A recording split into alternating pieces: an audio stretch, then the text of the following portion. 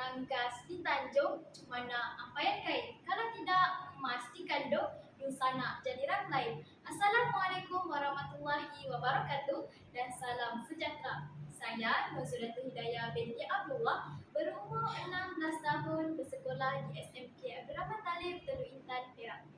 Pada hari ini, saya amat teruja untuk berkongsi pandangan saya tentang salah satu daripada 5 buah novel yang telah menjadi pilihan saya, iaitu Tenggelamnya Kapal Benedict.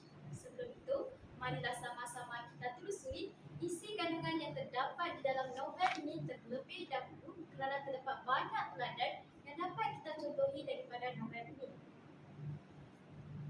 Novel ini merupakan karya agung yang tersohor di segenap pelosok dunia, yang merupakan karya bina salah seorang tokoh pendakwah Islam yang amat disegani di latar Nusantara, iaitu Haji Abdul Malik bin Karim bin Abdullah, atau lebih dikenali sebagai Profesor Dr. Hamka.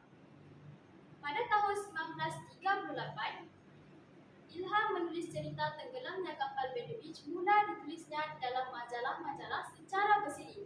Akhirnya, pada tahun 1962, karangan itu mula disusun dan diterbitkan menjadi sebuah majalah yang mengandungi 286 muka surat. Lebih menakjubkan, sebaik sahaja dikeluarkan, novel ini telah pun habis dijual di pasaran.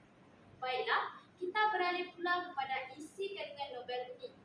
Novel Tenggelamnya Kapal Benedict ini mengisahkan sepasang kekasih, iaitu Zainuddin dan Hayati, yang saling mencintai antara satu sama lain. Namun, cinta mereka dihalang oleh perbezaan latar sosial. Zainuddin yang yatim piatu merupakan anak kacukan hasil daripada perkahwinan campuran Minang dan Makassar. Ia telah dibesarkan oleh ibu asuhannya, Mak Basir, dan dididik menjadi seorang yang baik dan berakhlak mulia. Setelah dewasa, dia berlayar dari tanah kelahirannya, Makassar, menuju ke kampung halaman ayahnya di Batipur pada Panjang. Namun, ia dipulaukan oleh masyarakat setempat hanya kerana ia dilahirkan oleh seorang perempuan yang bukan berketurunan Minang. Takdir mempertemukan Zainuddin dan Hayati, seorang gadis sunti Batipur yang berdarah Minang. Cantiknya tiada bandingan. Mereka pun mulalah berbalas-balas surat dan akhirnya berubah menjadi cinta. Namun, ranah Minang yang kuat berpegang dengan adat istiadat dan memandang kekayaan merampas kebahagiaan mereka berdua. Zainuddin seorang yang miskin dan tidak bersuku, sedangkan Hayati seorang perempuan yang berketurunan asli Minang dan lahir dari keluarga bangsawan. Zainuddin ditolak mentah-mentah oleh keluarga Hayati. Pedihnya hati Zainuddin apabila hadirnya pula orang ketiga, iaitu Aziz, yang bersuku dan berharta dan dijodohkan pula dengan Hayati. Zainuddin membawa diri merantau ke tanah Jawa. Setelah beberapa lamanya, ia telah menjadi seorang penulis yang terkenal dengan nama samaran Z di setiap karyanya.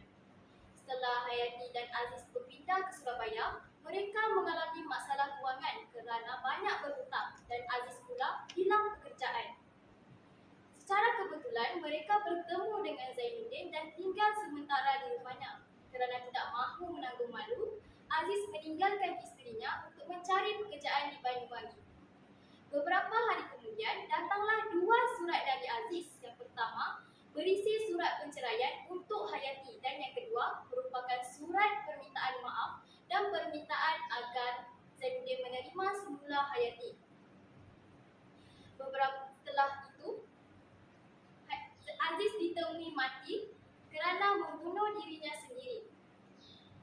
Hayati meminta maaf kepada Zainuddin dan berharap agar dia bisa kembali kepadanya. Namun, Zainuddin menyuruhnya pulang ke kampung halamannya di Batipur dengan menaiki kapal Benedict kerana dia tidak mahu dilukai lagi. Setelah kapal berlayar, Zainuddin mendapat berita bahawa kapal tersebut telah karam. Hayati menghembuskan nafas terakhirnya setelah dibimbing oleh Zainuddin melafazkan kalimah syahadat. Tidak beberapa lama selepas kematian Hayati, Zainuddin pula menyusul kerana gagal berhenti memikirkan Hayati, menyebabkan dia sakit dan akhirnya meninggal. Jasad Zainuddin dimakamkan berhampiran pusara Hayati oleh sahabatnya Mulu. Cinta sejatinya kekal abadi. Apa yang dapat saya simpulkan di sini ialah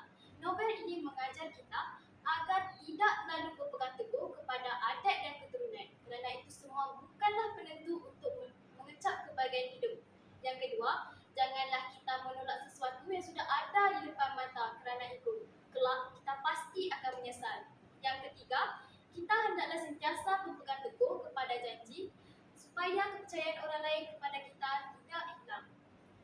Oleh itu, ayolah sama-sama kita suburkan amalan membaca, kerana dengan membaca, kita dapat menambah ilmu pengetahuan dan pengalaman, meningkatkan kemahiran berbahasa khususnya dalam bahasa penulisan, serta dapat mengisi masa lapang dengan perkara berfaedah. Sekian dari saya. Wabillahi taufiq wal hidayah. Assalamualaikum warahmatullahi wabarakatuh.